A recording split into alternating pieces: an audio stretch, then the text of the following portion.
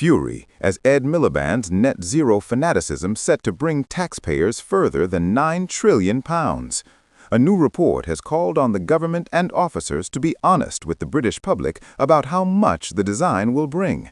Hello, observers. Welcome to UK Pulse Daily. However, please do not forget to like and subscribe for further updates about UK politics today, if you're new then. Britons will be clobbered with a £9 trillion bill for Ed Miliband's net zero design, as a new report exposes the fantasy costings of the government. A new paper from the Institute of Economic Affairs accuses public officers of constantly and designedly undervaluing the cost of renewables, heat pumps, and electric vehicles. The true sum, choosers are advised, could end up being significantly lesser than indeed the loftiest sanctioned prognostications. Energy judges and author of the exploration, David Turver, said that the current claims about the cost of Ed Miliband's design pitfalls shutting down serious debate about net zero. The findings of the shocking new exploration were backed by the conservative Shadow Energy Secretary Claire Coutinho, who described it as mendicant's belief that the true cost of net zero isn't being admitted by those in power.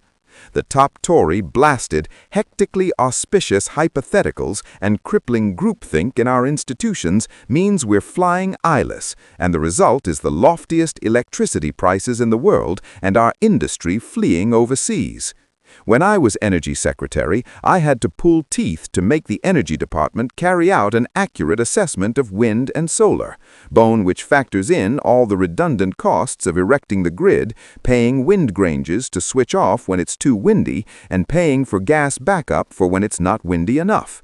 Ed Miliband has since cancelled that work, which tells you all you need to know about how little this government cares about the cost of net zero. Vatications about the true cost of net zero by 2050, the current government target, vary extensively. The Climate Change Committee, the official quango set up in 2008 to advise the government on emissions, presently claims net zero will cost just £108 billion, significantly lower than its original estimation of over £1 trillion. By contrast, vatications by the National Energy System Operator, NESO, pegs the cost at an eye-watering £7.6 trillion. However, the Institute of Economic Affairs has claimed even this is a significant underestimation of the real cost set to be shouldered by British taxpayers and unborn generations.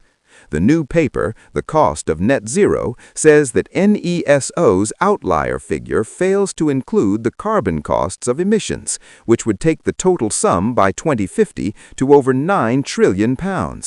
The CCC's vatications are also criticized for being extravagantly optimistic with other critical aspects of the UK's green transition, such as onshore wind, solar power plants, and solar energy, as well as grounding estimations on incredibly low borrowing costs.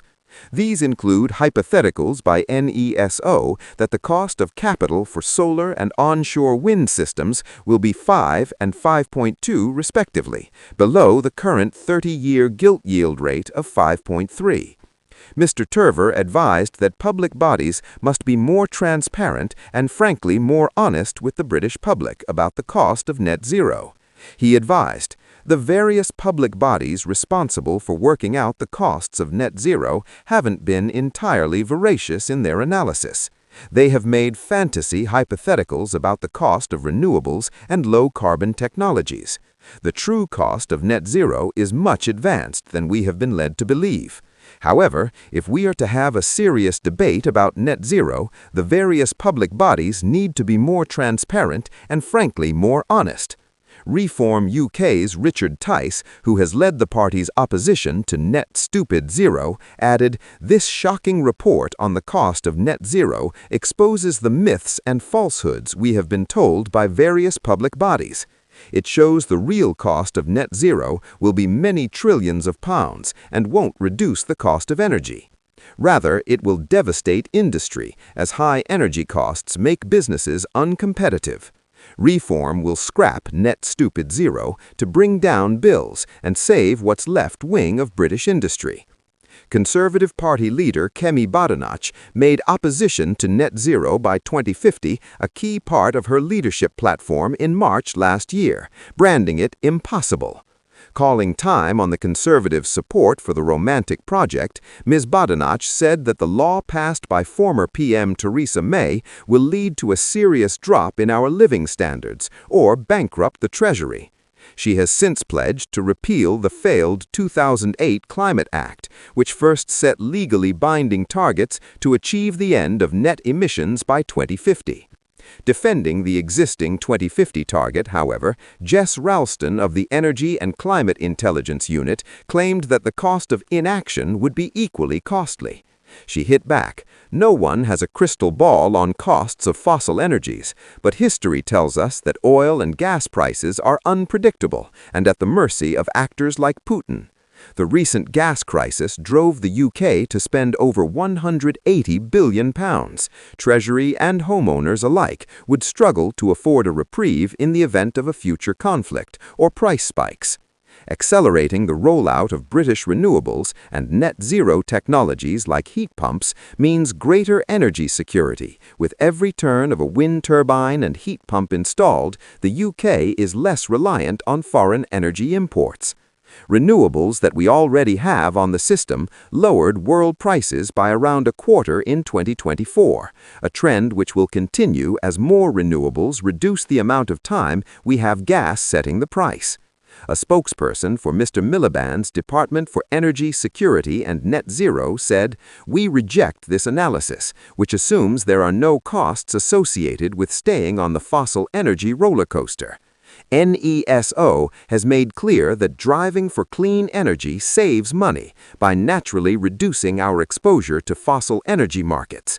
Its report shows we could save £36 billion annually if we hit our 2050 goals compared to a scenario in which we slow down.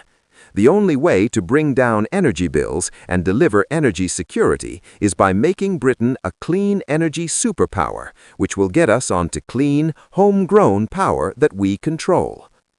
Thanks for watching. Note your thoughts about the video. I hope to see you in our next videos.